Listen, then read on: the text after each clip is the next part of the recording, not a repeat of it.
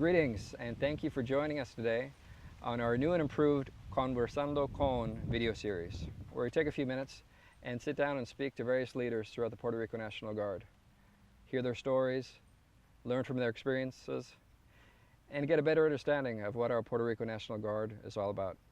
Today, it is a great pleasure for me to have with us Command Sergeant Major Luis Cora. Sergeant Major. How are you, sir? Good. Fine, thank you. And yourself? Very good, very good. Good to see you again. Well, thank you. Thank you very much for being a pioneer, being the first person on this new and improved video series. So thanks for taking your time out of your busy day to be with us here in beautiful Camp Santiago. And to get us started, I know that you're currently the Command Sergeant Major of the 125th MP Battalion. Correct. About how many soldiers do you have in the battalion these days? Well, these days our battalion runs about 560 soldiers. Wow. Bear in mind we have many soldiers that are deployed. Right. On the way back, on the way to. But so we fluctuate drill-wise, 340, 350. Okay. And currently have soldiers stationed in Honduras? Yes, we do. As a matter of fact, we've had 5 rotations through the JTF Bravo there in Honduras. Wow. I had an opportunity to visit them last week. Okay. It was a great visit. We got to see that mission actually changed somewhat. Okay. Meaning it's expeditionary now.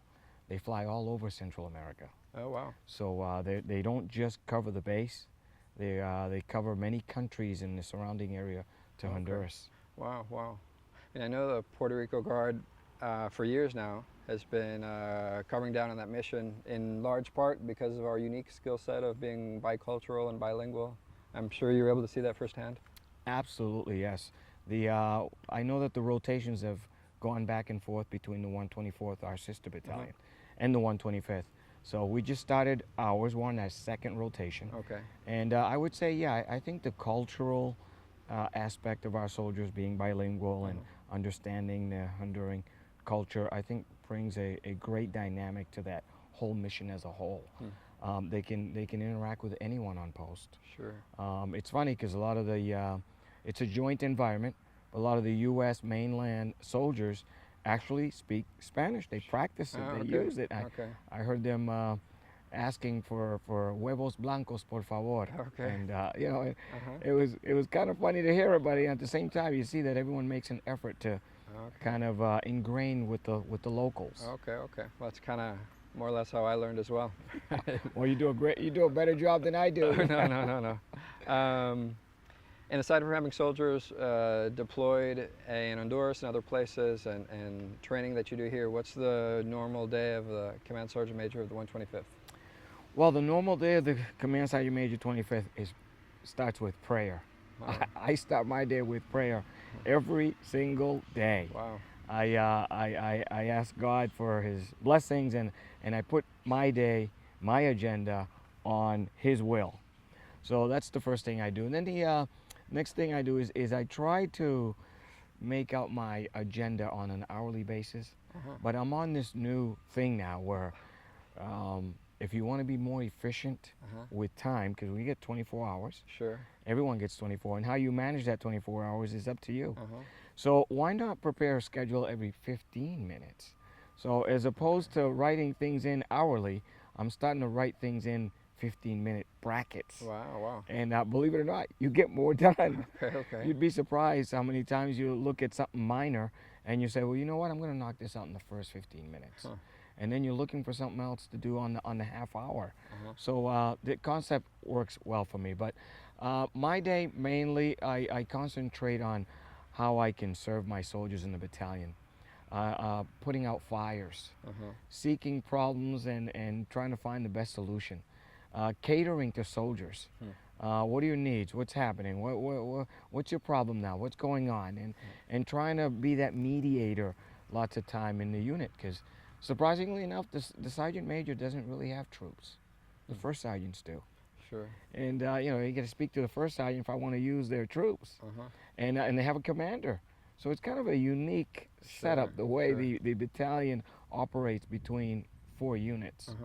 But I like it. I've been doing the sergeant major position now for a little over 6 months. Okay. Prior to that, I was the operations sergeant major. Mhm. And it's back to the leadership role. It's back to dealing with people role Mhm. versus operations. It's resources, managing, Sure, working sure. behind the scenes, making sure things happen. But the leadership is you get to touch people, Hmm. and that's what I like. That makes a Sure, difference in people's sure. lives. Wow, wow, very good. Um, if we could, I'd like to go back um, 40 plus years ago. I know you lived in Massachusetts. New Right, Hampshire. New Hampshire, okay, close. Most people say New York Rican. New Rican, It's okay. New Hampshire Rican. New Hampshire Rican, okay. So you're born in New Hampshire? Or Actually, you're born here? yes, I Okay, was. okay, go ahead. Well, I was born here in Arroyo, Puerto Rico. Oh, okay, Small little town, known for sugarcane. right. And I moved to the States. Well, my parents moved to the States when I was 5 years old. Okay, I am the oldest of three. I have two younger sisters who are still in the mainland. And when I moved to the States, obviously, I went to first grade in Puerto Rico. Mm. So when I moved to the States, it was a challenge. It was a struggle I imagine. learning English. But, you know, children are the most resilient people in the world. Hmm. And they learn quickly. And you adapt quickly, you know, better than soldiers. Uh-huh. And that's what I did. You know, I fall into the culture there in the United States, being young, 6 years old, back in the first grade again, only to find out that I stayed back in the first grade again. Whoa. You know, so I You were that good. I was that good. That's right. They didn't want to let me go. Okay. So I repeated first grade 3 times before I finally, yeah, before they said, listen, it's time to get rid of this kid. Okay. So I did most of my upbringing there in New Hampshire. The Okay. good thing though is by the time I hit junior high school, I was elected class president. Oh, wow. Yeah, in the 9th grade. Okay. So that kicked off my high school years to a great start. Sure. You know, to me that was kind of a moment on reflecting on leadership as I see it today. Uh-huh. And that's probably the beginning just of my leadership development, okay. if you will. Great. I can only think of one other instance. My parents never really learned how to speak English. Wow. And they relied on us to go with them and attend their appointments with them. And they would have me sit in a chair in an office, and it, you know, felt awkward, but you know, I was 7, 8, 9 years old, and they would have me translate. Okay. And you know, I really think that had a lot to do with my formation as well. You know, trying to act grown up in grown-up conversations. Well, you know, my dad said that he wants to open up an account here, you know, and lots of times I didn't even know the words in Spanish. But my dad understood. Okay. So, you know, I thank my parents for that, because I think that had a lot to do with my leadership set here in the military. Sure. So when I graduated from high school, I wanted to be a state trooper. And I was scrawny, 127 pounds, skinny. Okay. And I knew the state troopers wouldn't even look at me. So I had this gentleman, that a friend of mine, he knew a state trooper, and he said, listen, if you don't have military experience, you're not going anywhere. So I said, okay, well then that's the first thing on my checklist. So as soon as I graduated, I joined the National Guard. I joined in Milford, New Hampshire. Okay. Nice, small little town, Milford. And I think at that time, the only thing they could really offer me was field artillery. So that's where I ended up, in the field artillery. I formed part of what they call the 1st Buddy Platoon. Okay. It was a concept they were using back in the 80s, where they would gather up in the state 40 to 50 recruits from the same state, and they would all go off to basic training, all come back, and then go off again to AIT. Okay. And it was designed for students, so it was a split option. Okay. Basic one summer, then AIT the next summer. Sure. Well, I formed part of that was called Team Granite. Okay. And it was a big thing in our state. We had our drill sergeant from basic training visit our state before wow. basic training. Wow. Drill Sergeant Terry. That was a big thing. Being from New Hampshire, I was considered the only black guy on the team, right? But only Hispanic. You know, in New Hampshire, there's just not many of us. But I think that was a good thing, because everyone knew who I was. Sure, you know? sure. And again, you know, I was designated as the platoon guide. Oh, okay. So take charge there. I was 19 years old, a little older than the average high school student. Okay. And I think that helped out somewhat too. And off I went to basic training. in that summer. So I finished basic training, and then I came back. I spent drills with my unit, field artillery, and then I went back for AIT the following summer. Went to Fort Sill. It was hot, extremely hot. You know, cold weather from New Hampshire to Oklahoma was a big difference. And then when I came back from AIT the following year, I was already at PLDC. Wow. Believe it or not. Wow. So yeah, 1986. I went to Indiantown Gap, Pennsylvania. I attended the Region 1 NCO Academy there, and I graduated honor graduate. Whoa, very good. So, you know, I felt like, hey, I'm doing something right here, right? I got to continue with this thing. You know, what happened with the state trooper plans that I had? Well, you know what? They went by the wayside. I was feeling so good with this military career that I just decided maybe it wasn't the time for me to become a state trooper. Sure. So I was an M-Day soldier, traditional soldier, and back then I had started taking night school at New Hampshire College. I started business management, and I went into sales. So I started selling cars, and to me the Guard was a break from the office, a break from the sales room. You know, take off your suit and tie and let's go out in the woods, have fun. So I really enjoyed the weekend drills. And it wasn't until after when I became an E5, I was now doing RTO and assistant section chief, and of course running through all the different stations on our field artillery.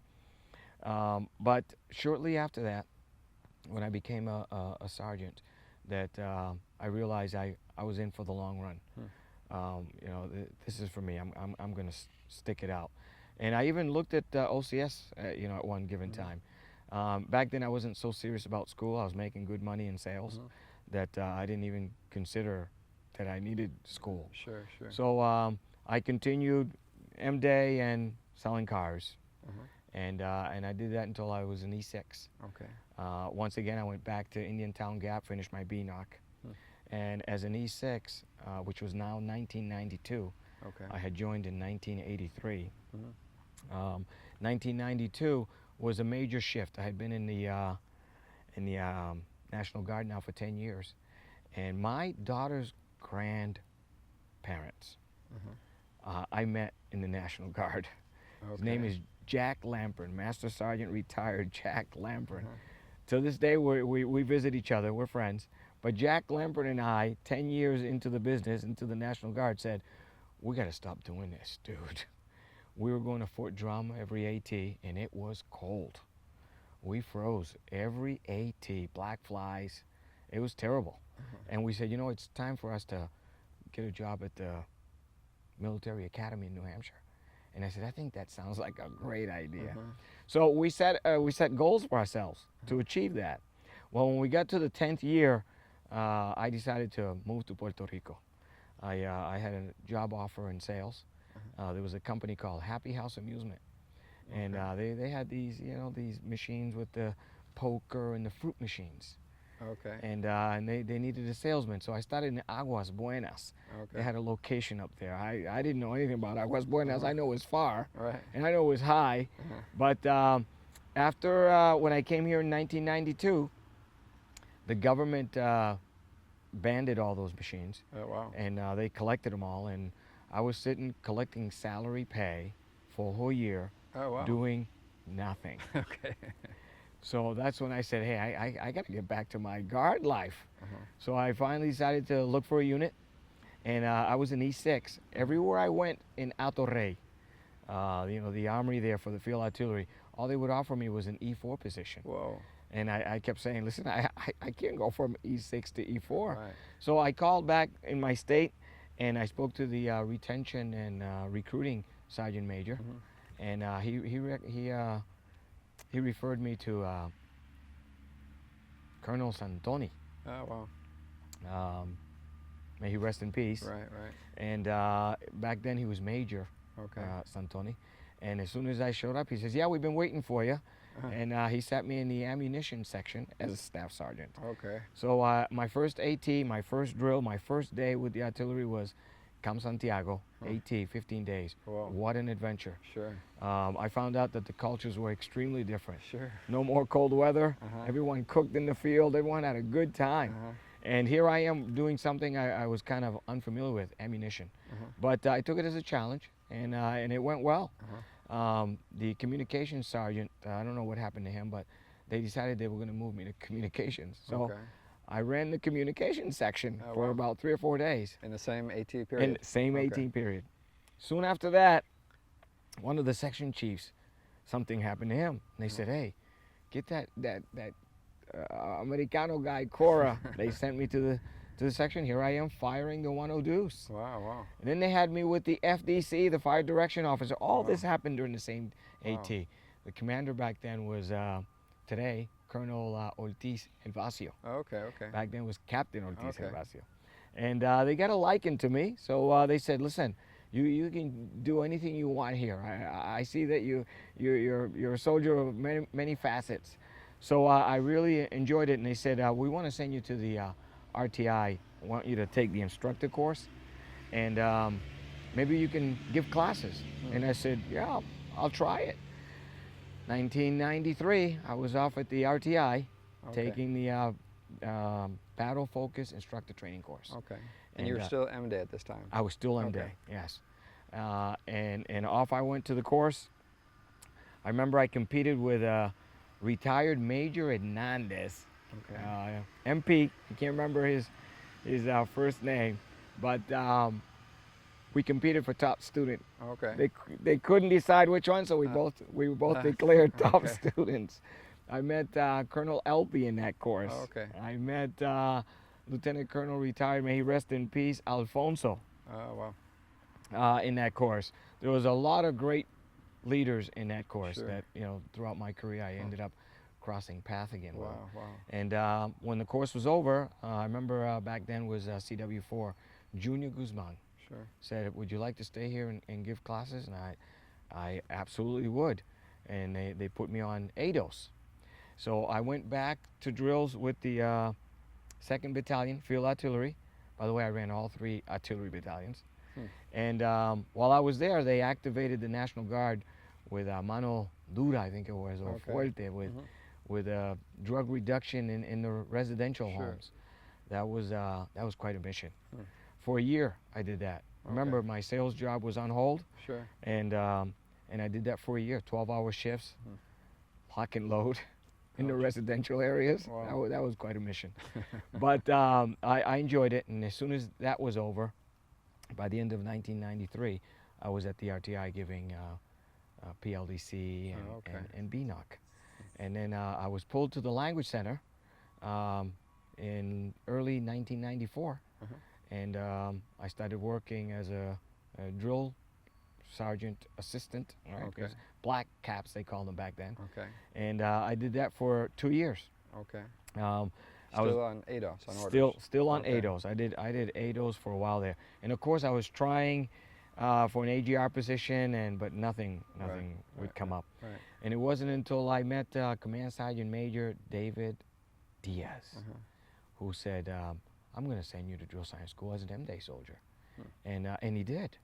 He actually sat me in the course, and I went as an M-Day to drill science school 1996.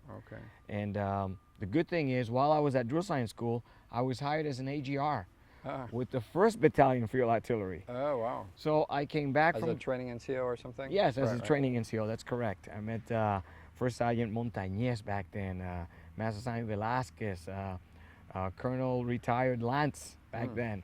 We're all in that battalion. Great people. And so I came back only to retire my hat, drill sergeant hat. I couldn't exercise it, couldn't use it.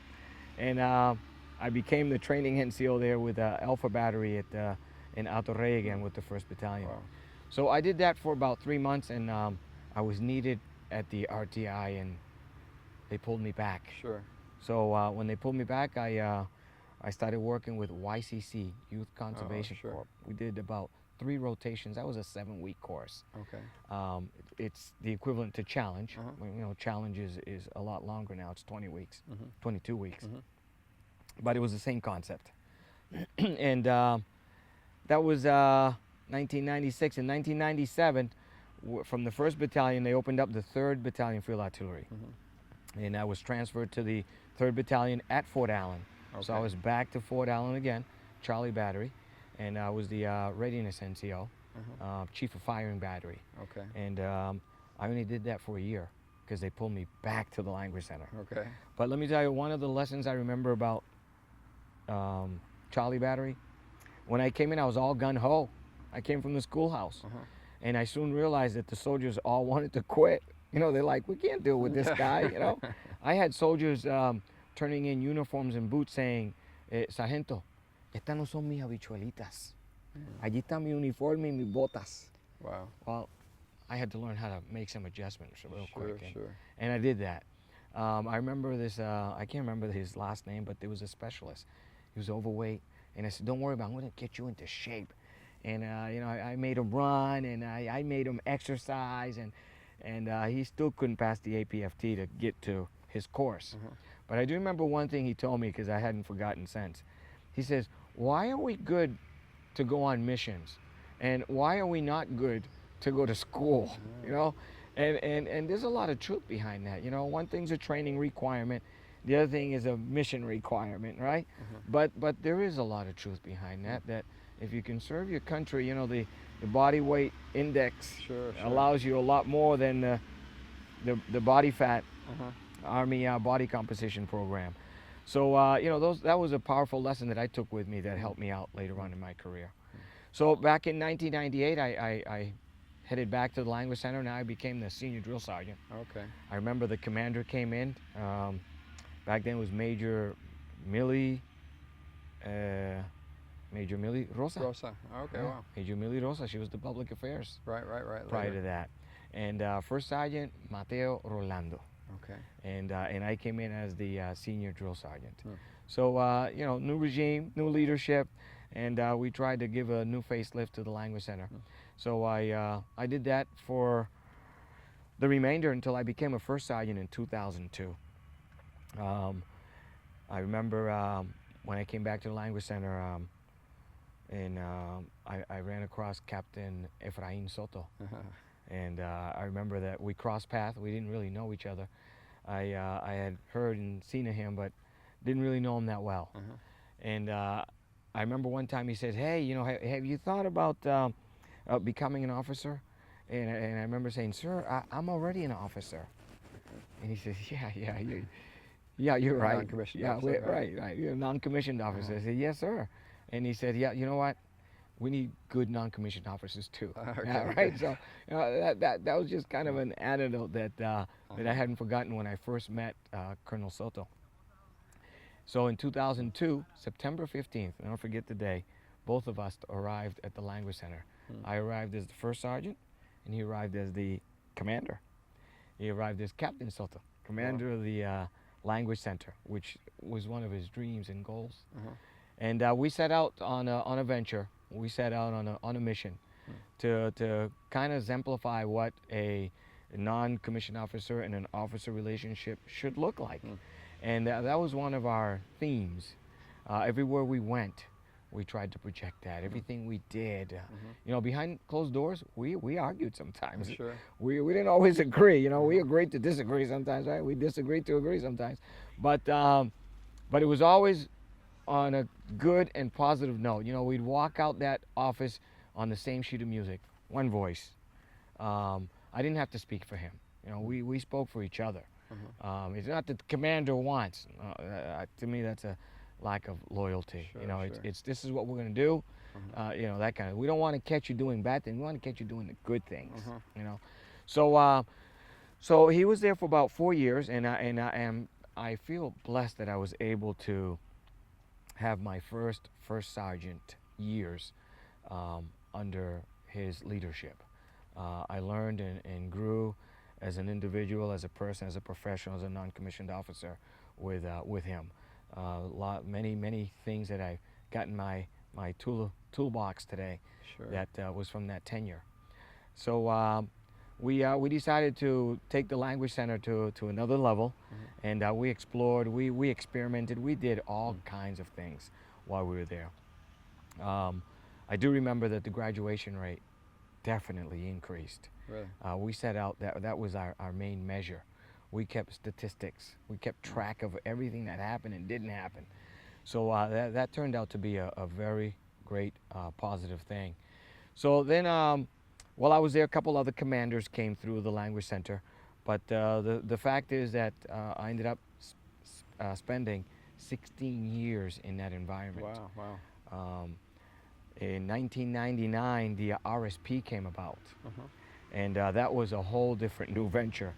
Originally, it was called ISAC, Initial Skills Acquisition Company. Okay. And it was all about picking up all these recruits all over the island that would drill in jeans, white T-shirt. You know, you couldn't put them to do anything because they weren't qualified, and you didn't want to give, you didn't want to incur any injuries because you wanted to ship them off to basic training. Sure. But a lot of them became unfocused, lose their motivation, and you'd be surprised how many just hung out at the units drilling, not doing much.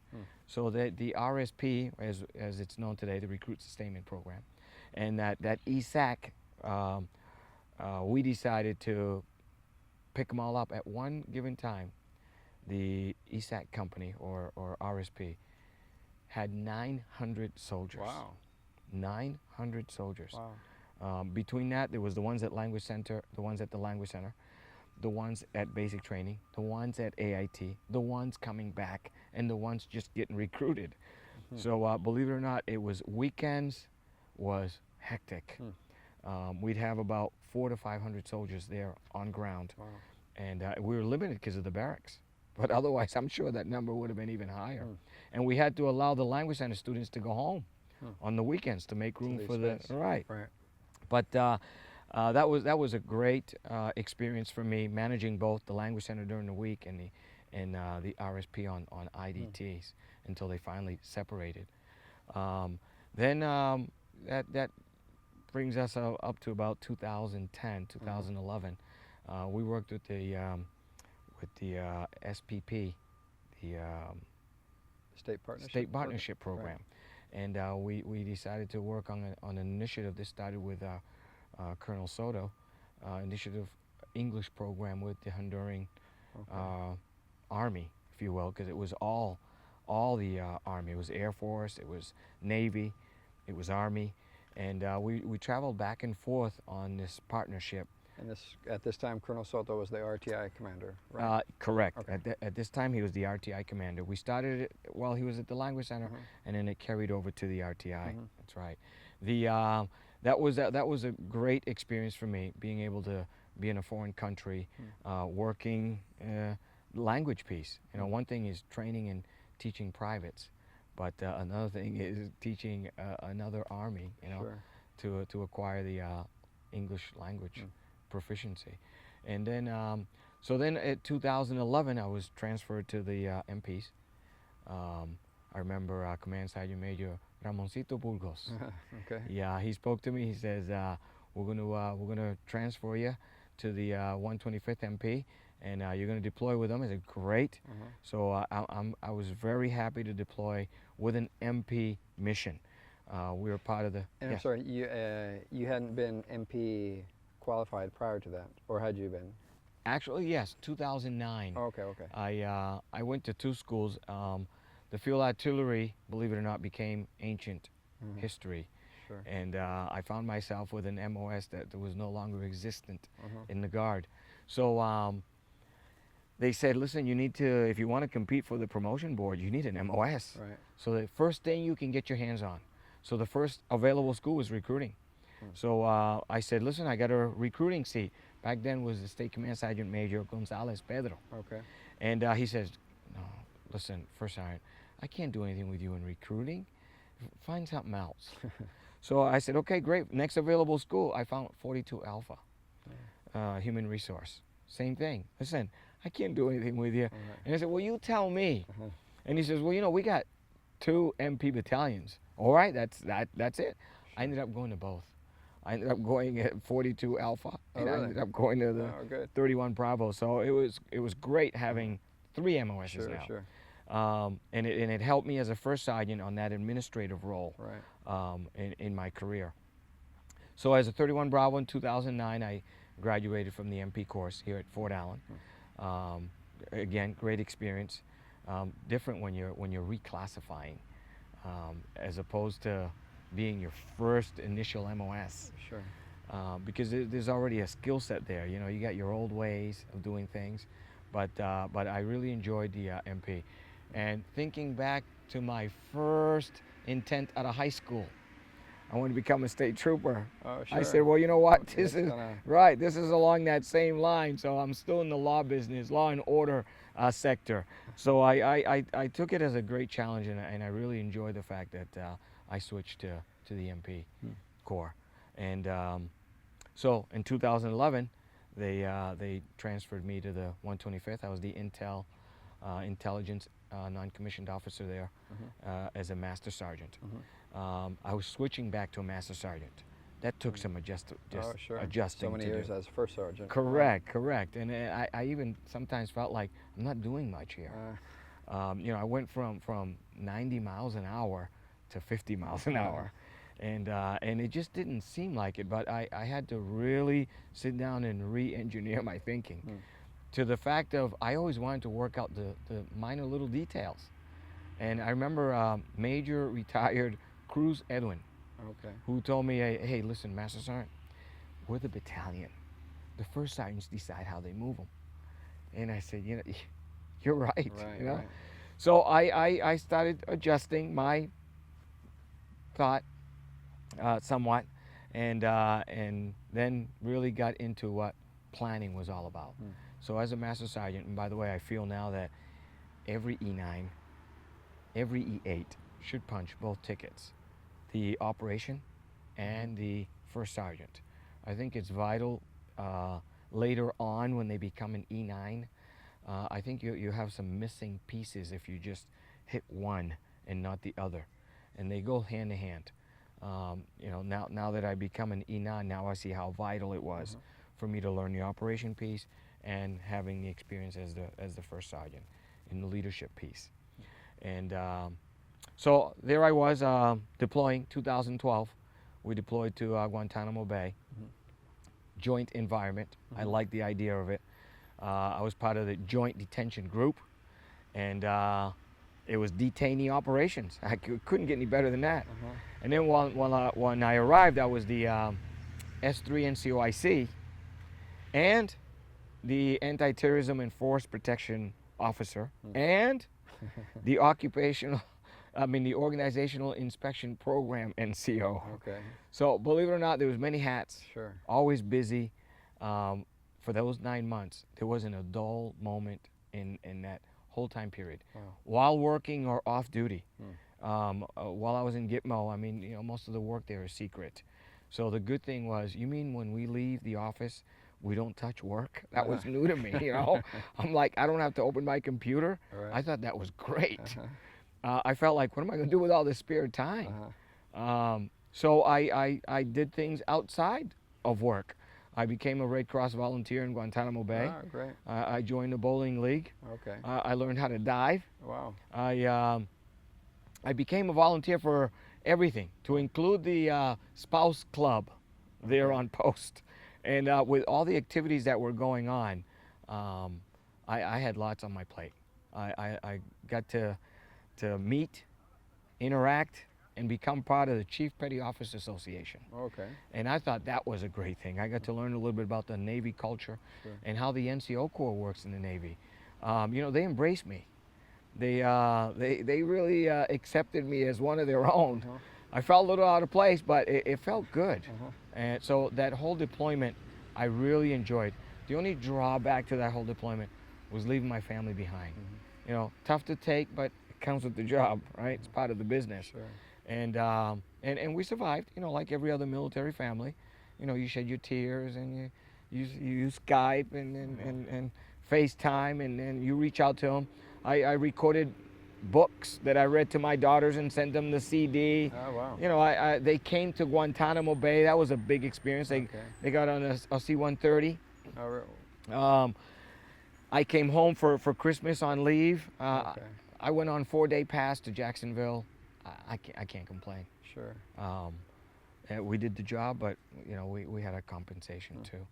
And so when I came back from that deployment, I back to the 125th MP, went back to the operation position, and as soon as I stepped foot at the 125th, the Colonel Soto gave me a call, and he said, "Master Sergeant, I need you at the RTI."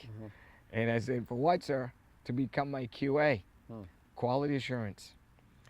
"I don't know nothing about quality assurance." "Well, you're going to find out quick." So I was transferred from the 125th back to the RTI as the quality assurance NCO. The accreditation was coming up. Right. So I took that as a challenge with vengeance. There wasn't very much time, but I knew we had a lot of work to do, and we had to do it quick because we had 5 components coming through the schoolhouse with magnifying glass, right? They're coming to check everything. TRADOC, Fort Benning, OCS, Fort Benning Infantry School for the 11 Bravo, Fort Leonardwood for the 31 Bravo course, Fort Rucker for the WAC course, and use asthma for the non-commissioned officer course. Okay. So we knew we had quite a challenge, and we had a lot of work. So I made it a point to learn everything there was about QA. Never went to school, but I read it all. I shadowed the TRADOC team during the Nevada accreditation process. That was my best school. I got to see how it worked. I got to see the dynamics and how the accreditations team work. But the best part was I networked with the leaders that were coming.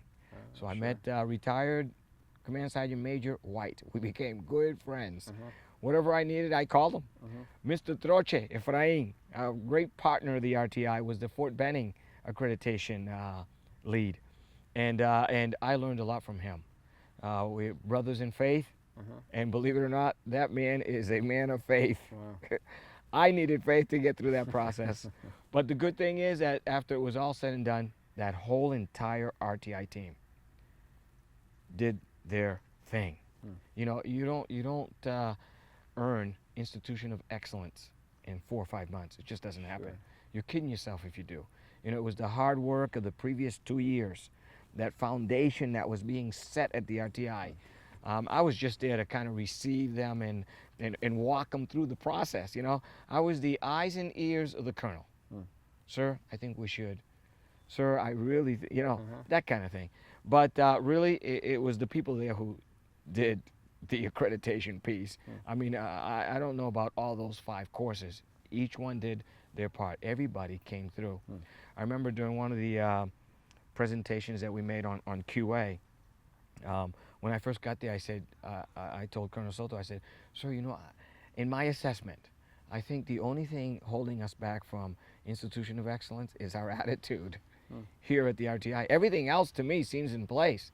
So I set out to kind of re-energize, if you will, the attitude. So I brought in, you know, the smallest seed that exists. It's called the mustard seed. Okay. And it's so tiny you can barely hold it in your 2 fingers.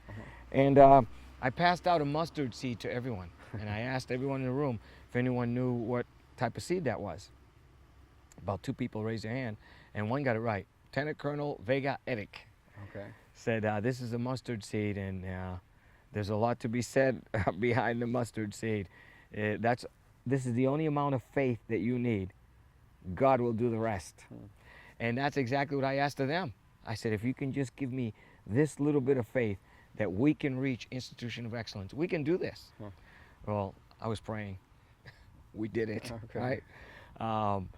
Everyone really came together. I enjoyed that whole experience for 8 months. Once it was over, you know, you get the results like 6 or 8 months later, but we celebrated. We really, you know, Colonel Soto really closed out his career with a golden brush stroke, you know, if you will. But I thank him for allowing me to come back and be able to do that. That was my environment, the academia environment. Back to the training environment, back to the, I love that environment. Right. But coming back in that facet as QA was great. Wow.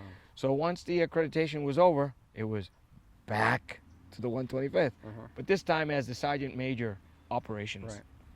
And as the operations Sergeant Major, which I had already been doing that, The only thing was now that I was doing the online course Okay. for the Sergeant Major's non-resident course, which Sure. I'm a graduate of class 41, Oh, wow. effective 8 November Okay. on election day, Oh, wow. 2016. Oh, just a few weeks ago. That's right. Great. A few weeks ago. Well, that's a 2-year process, believe it or not. And at first, it was very challenging. I found myself in December 2016. 15. Praying because I wasn't going to make one of the modules. I fell behind so far that when I looked at the lessons that were left and I saw the suspense date of like 12 December, I said, I'm not going to make it even if I lock myself up in this room. So I obviously wasn't going to give up. The next day I opened my computer up again and there was a message on the screen that said, due to technical difficulties, the course has been extended for 2 weeks. Oh, wow. What a blessing. Your Hallelujah. prayers were answered. You bet they were. That's what saved me from getting a red letter. Oh, wow. This young man here was ready to, this old man here was ready to receive that red letter. But thank God those 2 weeks, I was saved by the bell. Wow. So, and that was like module 3, 4. So for 2 years, you're balancing the online course, your family, Right. work on a full-time basis, life, Sure. and your personal things, right? Right. So juggling all 4 and keeping everyone happy was quite a challenge. Right. You know? But after 2 years, once that phase 1 is done, you get to go to the resident course, and you feel like this sense of relief, even though you got 2 more weeks. But you feel like, yeah, this is almost, I see the finish line now. Sure. And it's been a long journey, but you know you've made it. As long as you pass 3 hurdles. The 3 hurdles are the first phase. You'd be surprised how many never even finish that 2-year process. The second hurdle is the height and weight. And the third hurdle is the APFT. Oh. So I felt like I should be okay. Sure. Only until I got to the run. You know, El Paso's 3,000 feet above sea level. Sure. And let me tell you, I felt that run. So I wanted to max, 270 at least. I did on push-ups, sit-ups, but on the run, boy, I was struggling to get across the finish line. Wow. But what counts is I crossed, Sure. right? I crossed. 10:59 time, that's the time it was. Okay. 10:59, it was over. When you get that 10:59, Sure, you know, sure. No, I was thinking your 2-mile run was in 10:59. No, Not that fast. I said it that way, but no. No, it's actually the form. Right. Got it. When you graduate, the 10:59. It's an internal joke back at the school. It's, what time is it? It's 10:59 time. Okay. But it was great. I got to bring my wife to the graduation. Oh, great. And the great instructors. You graduate from the course with a 2 Sierra identifier, which is battle staff. Sure. CPOF for 2 weeks. Wow. Briefings every 2 or 3 days. And working in teams, learning how to work with everyone else, war functions. But it was great 2 weeks. I enjoyed it. I really loved it. I felt like it was a break from work. Even in the midst of all that, Wow. it was a break. Only to graduate to find out that SSD 5 is now SSD 5 is now due. So hopefully I'll hit SSD 5 in the next few weeks and start getting that ticket done. Good. But in a roundabout way, that's been my 33 years and to this day where I find myself today. Wow. And I can't close without saying that I've only gotten this far because of my wife. She's been there taking care of my daughters. I've kind of had a blind eye to you take care of the home front and I'll take care of work. Sure. And balancing life, work, it's challenging sometimes. You get your wife complaining you're not going to be here and you're going away again. But after all said and done, it's got its compensation. And I just publicly want to say that I appreciate everything that she's put up with, supporting me in these 33 years, because it's not over yet, right? Right. The fat lady hasn't sung, right? But I appreciate the fact that she's done that, and I've been able to provide my daughters with a good quality of life, and even my church life too. So I teach at church too. Oh, wow. So first Thursday of every month, I take the skills from here and I apply it God's way. Okay. And it's been a blessing. Wow. So I can't say that I've done this on my own. If it hasn't been for His will, Sure. I wouldn't be seated here today. Sure. Wow. Thank you for taking us along this journey of 33 years and several more years to go. But when you first began to mention of how you began here in Puerto Rico and the first first annual training, being jumped around from position to position, I couldn't help but think that leadership at that time said, wow, that NCO, he's really high speed. We need him here, we need him there. And because of that great first impression, it continued to open up doors for you to which brings you where you are today. So it makes me think of the importance for people to know how important it is to give a good first impression and always do your best. I agree. And not just do your best, but take on any challenge that is presented to you. I didn't know much about FTC, but I said, it can't be that hard, Sure. I'll try it anyways. And as I mentioned earlier, I think it was that point in my career that I became a reader. And I remember Colonel Soto always, mentioning, leaders are readers. I was going to say that same thing. Leaders are readers. And at that point in my life, that's when I became a reader. It really impacted me in a way where, God, reading is easy. Reading 6-22, leadership doctrine, right? And being able to recite a lot of things from there kind of gave me additional exposure. But learning the NCO Creed, that's when I learned it. At that point there. It really boosted me at the RTI, because at every ceremony, it was, hey, Sergeant Cora, it will now recite the NCO Creed. Okay. The State Guard, Sergeant Cora will now recite the NCO Creed.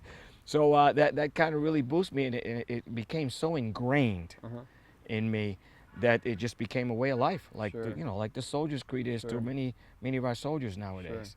So. Well, you've mentioned leaders are readers and taking on challenges. What other words of advice or wisdom you'd like to impart on future leaders or current leaders that would like to continue to progress within the NCO Corps or the Officer Corps? Right. Well, I'd say leadership is a big word. I think it encompasses many areas of our lives. I think your first leadership skills are drawn from your family. Especially, the man of the house leads the home, right? And those traits come from there. So I'm not a big believer that we're born as leaders, or we're made. I'm more from the school that we're made. But I am inclined to think that we are wired in a way that we're designed to lead. And it's very easy if you tap into it. So, all the words that come under leadership: inspiring others, influencing others, to do whatever it is that you want to do, accomplish that mission, and you provide that direction, that motivation. Yeah, you do all those good things, and when you finish, you got to leave the institution better than when you started, and I think that's the book definition, and it sounds great and it's nice, but I think really true leadership comes from genuinely caring about the person who's in front of you. I think that we take time to learn the dynamics of a computer. I'm going to tear this computer apart. There isn't anything on this computer I won't be able to do. Are you willing to invest that much time on a human being, on a person? And I think that's when really leadership starts to surface. It takes some fortitude on your part to have strong convictions, goodwill, values. All these things help in your foundation in leadership, but I really think that the bottom line is, are you generally taking care of that person in front of you? Are you really listening to the person? Or are you really thinking about someone else? Are you here but not really here? Right. There's people like that right, I'm here right now and they're thinking about back home, and then when they're back home they're thinking about here, and they're never really anywhere.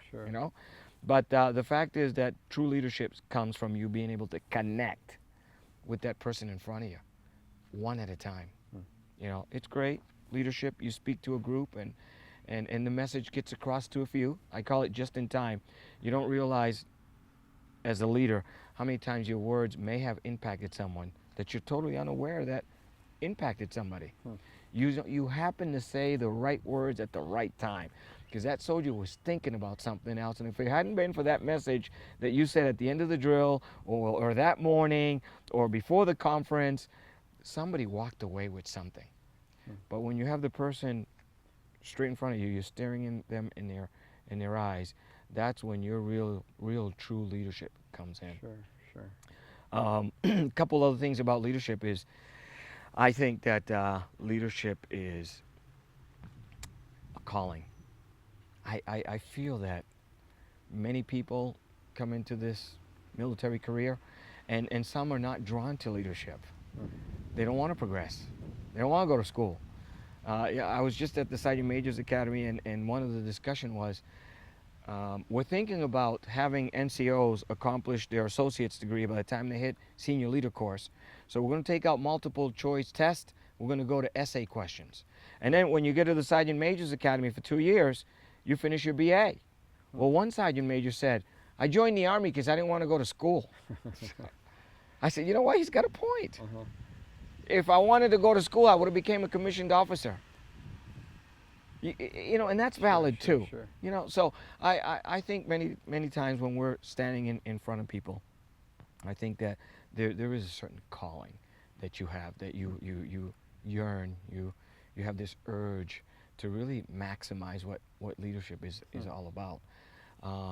I say a couple things under leadership is sometimes we have setbacks, failures, and it's part of the game too. You got to learn how to accept, deal with, get up, brush it off, continue the march. And I'm certain to learn from that mistake or whatever occurrence to continue progressing. Absolutely, absolutely. You do. Otherwise, you're going to be stuck. You're not going to progress. So I think all those elements are crucial in what we do. I also think that a lot of the results that we get in our work and what we do from day to day comes from your commitment in terms of leadership. Sure. How late do you stay? Are you there until you get it through, get it done? You know, so I think a lot of that has to do with it. And then the last thing I'll say about leadership is, I think the higher you move up in leadership, the stronger the temptation to commit faults, to go veer off. I think sometimes power changes people. I think pride changes people. I think wealth changes people. And I think it takes you to stay focused on who you are, define yourself, and stick to it. Sure. You know, that's where the integrity piece comes in. If you can't have that sense of integrity with yourself, you can't do it with anyone else. Right. You know, and I believe we got 3 U's. You have the public you, it's what people see, and you might be one way in public. And you have the family you. Your family knows you as you are at home. You're not around people, but you're in your own home.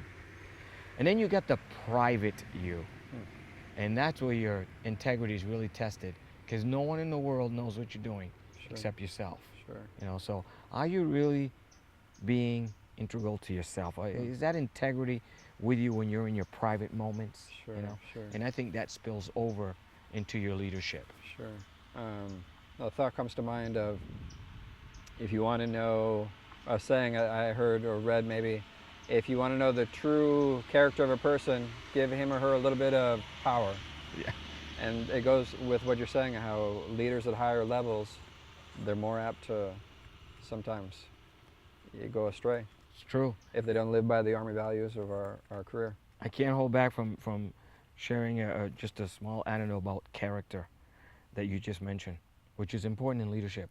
I think your true character only surfaces when you attempt to do the same thing on the 4th or 5th time. For example, I ask you, hey sir, can you help me clean this office here? I mean, I gotta clean this office. And sure, I'll help you. Yeah, what do you need? Well, if you can grab the broom, I'll grab the mop, and we'll do it together. Then the next day I see you and I say, hey sir, how's it going? Listen, can you help me clean my office today real quick? it's just I'm a little under the weather. I'm not feeling that well, and at first it seems odd to you, but what do you say? Okay, sure. All right, yeah, okay, we did it yesterday. We'll Right, do it right. again, yeah. Then I see you again, and I said, "Hey, sir, how's it going? Hey, can you help me clean my office again today?" By now you're probably thinking, what's going on? Right. Oh, you're not going to believe it. I got this massive back pain. I just can't move, and I got to get this office clean. Would you mind? Then the fourth time I call you, what would you tell me? Wow. I mean, if it was you, I'd probably say yes. But if it was someone else, I'd probably think twice. Hey, That's your why did you do it? character. Right. That's your true character. Maybe. Yeah. Right. Whatever response you gave that fourth time, that's the real you. And that's when selfless service comes in. Sure, sure. When there is no, I don't care, you're my brother, I love you like a brother. We got to clean this office 10 times. We'll clean it 10 times. You know what I mean? Sure. That's when the true you, your Sure, essence, sure, your sure. character comes through. Sure. And to me, that's selfless service. Wow, wow. Very good.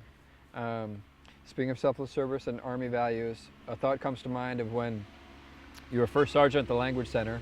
I remember being in a graduation ceremony or something, and at the end there was, maybe they were reciting the Army values, could be, I don't remember, and at one point you said something about de Cora. De Cora, yeah. And it was a play on words, de Cora, your last name, but also de corazón, from the heart. That's right. And speaking of the Language Center, it must be an overwhelming sense of pride to have touched so many lives going through the Language Center as drill sergeant and as first sergeant. I mean, it's hundreds, if not more, I would think. That's right. And I imagine to this day, people come up to you and say, you were my drill sergeant, you were my first sergeant. So could you mention any Absolutely. experiences? Well, first of all, let me mention the values piece. Interesting you say that, because the Army values came about in the early 90s. And here we are, drill sergeants, we got to learn these 7 Army values, really. And there was really no groundwork for it. There was really no right answer for it. How do you teach it? And believe it or not, I took it as a challenge to develop something to teach the Army values. And I was doing it with privates. And each time I gave the class, I would change it into what I thought was the perfect ingredient for our environment. And even then, I tailor the Army values class to the audience. But if there's one thing I got to say about Army values, is that after teaching it for so long, obviously you got to model it. Sure. You apply it. Becomes a part of you. I felt that in front of the privates, I couldn't violate any of the Army values. I'm up there preaching it. So I felt that was a real good aspect to the Army values. I remember this soldier named George. Okay. I won't tell you his first name or last name. Okay, okay. He's on active duty now. He still calls me to this day. George was a soldier that would walk by my office with that walk, that hip. Okay, okay. Guillou, the Right, tumbao. right, from the block. Right. And I called him my office. I said, hey, George, you're in the Army now. You can't continue walking around here like that. We got to straighten you out a little bit. Talk to me about yourself. Where you come from? When he told me his story, I actually felt pity for the guy. Wow. He had started college. Mom couldn't finish paying, dropped out. Single parent. Mom struggling to make ends meet. He wanted to do something with his life, but all he knew was the streets. So I said, well, I got a little test for you, George. I said, I've got 3 nails. I got a rusty old nail.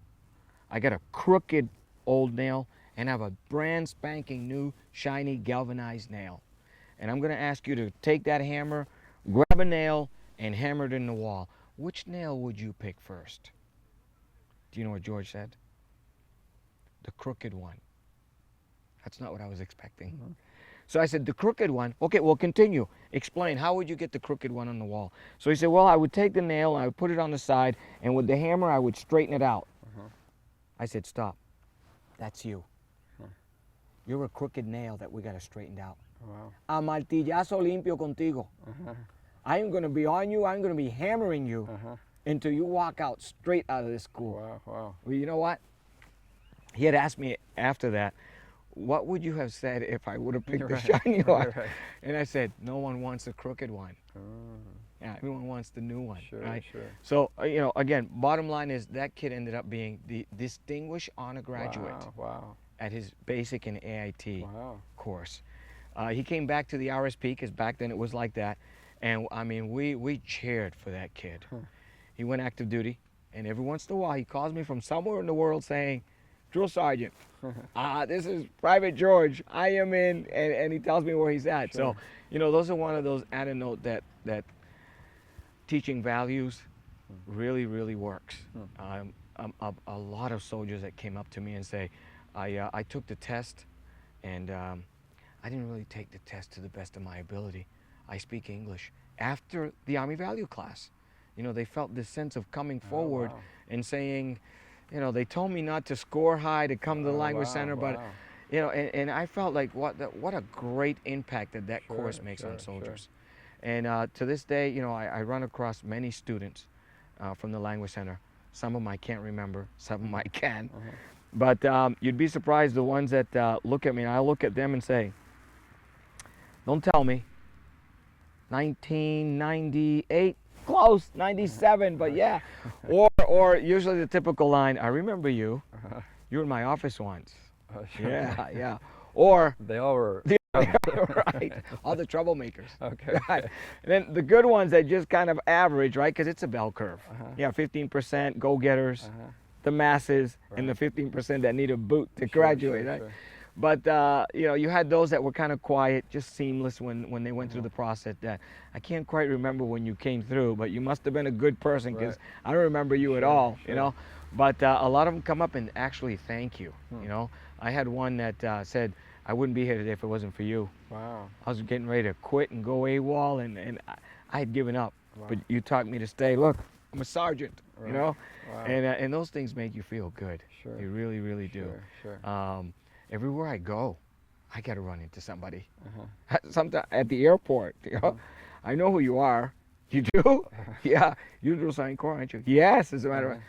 I went to Rio Grande about 2 or 3 weeks ago, and I had a little Ponce pin on my suit coat, civilian clothes. And this gentleman with another family was introduced to our family, and he says, "Oh, you're from Ponce." I'm thinking, how does this guy know I'm from Ponce? And I said, "Well, yeah, I do everything in Ponce, but I live in Juana Diaz." And he says, "Well, your pin." And I said, "Oh, that's right. Yes, yes, yes. Los Leones. Yes." And then he said, "What was your name again?" I said, Cora, Luis Cora, and my wife Lydia. Cora? Cora, Drill Sergeant Cora? Oh my God, you were my drill sergeant. Wow, you know, wow. He obviously didn't stay in the guard, Okay. but that's when he came to, you know. And again, I don't remember him. You know, that was back in early 90s, Wow, 96, 97, he said. Wow, wow, wow. But, you know, those are the kind of things that kind of give you that sense of reward. You know, it's very rewarding type of work. Sure, sure. You know, impacting. Bringing our conversation to a close, what's the next step? What are the future plans for Command Sergeant Major Cora? Well, funny you say that because just on Thanksgiving luncheon, I always give my theme of the year. So last year was to give and serve others. That was 2016. So 2017 is humble professional. Okay. Not a humble professional, just humble professional.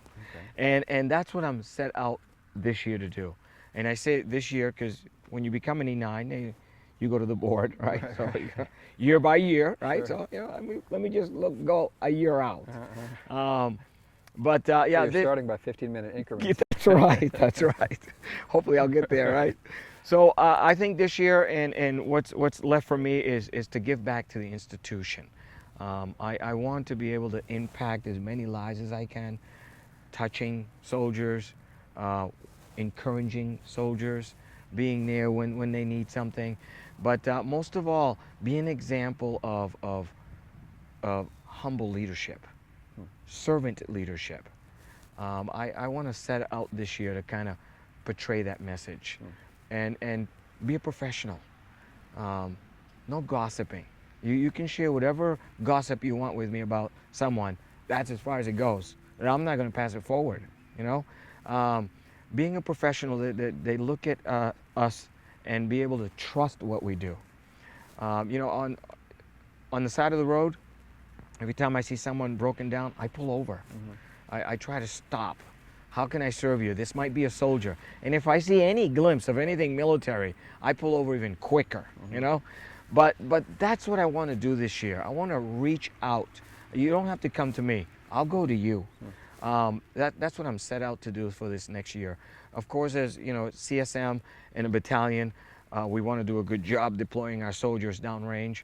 We want them to do a great job, and we want to set them up with the right skill set and right tools for them to be successful and progress and move up and take over our positions. I want to prepare our next first sergeants. Lots of times I'll challenge our 4 first sergeants just to see their reply. I said, that's what I was expecting, you know?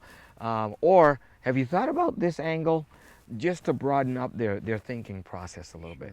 But that's what's in it for me. And I also want to grow more in my personal aspect.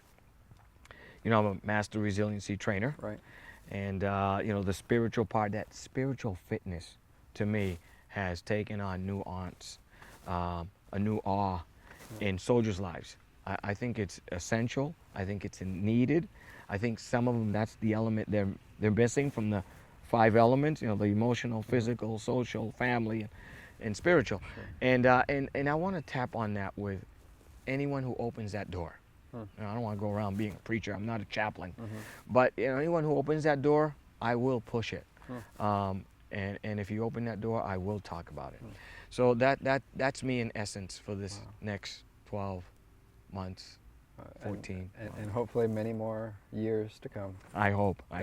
If so, we'll definitely continue to benefit as an organization. I thank you. Wherever the institution needs me best, that's where I want to be. Cool.